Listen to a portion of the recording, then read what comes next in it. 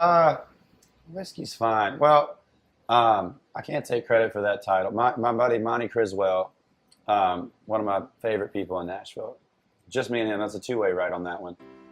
Um, he walked in and he said, I got this title called Whiskey's Fine. I said, that's true. I love whiskey.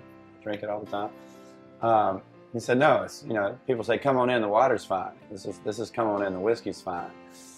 Um, and I said, great. I have it kind of seemed like this late night, yeah, sure, like a kind of a bar, but treat your house like a bar. Come on in. I got some whiskey for you. And I said, that's perfect. I have a story from last night we can write about. And this is another one of those that Monty's a piano player, and he sat down and Whiskey's one of my favorite songs on the EP because it's got that Mississippi blues kind of thing to it. It uses every chord in the book, and blues is kind of that's how I like to sing. That's my favorite. So that's kind of the one I get to let loose on at live shows. And we sat down and wrote that song and turned it in. Everybody freaked out over it. And another thing, I played it out live a good bit and got to see the reaction. And it's just been one of those that's really translates for people, and it's a good time. And it's been one of my favorites ever since we wrote it. Really. Yeah, I think it's not.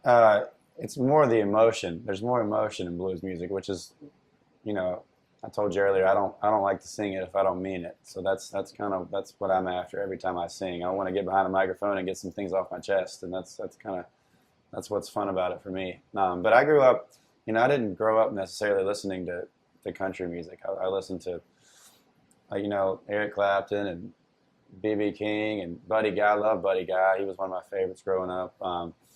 And then I merged over at one point to Fuel and Puddle of Mud and Green Day and all kinds of stuff. And, that stuff you got to really get into and sink your teeth into sing. And then I think, moving to Nashville and getting on the lyrics side and the writing side and the storytelling side of things is where my country side and my country influences come from.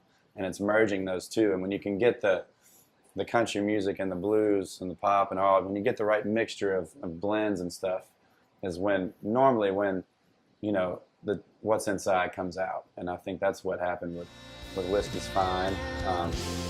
It kind of pushes the limits a little bit in a couple areas, and allows me to really be myself and really sing how I want to sing.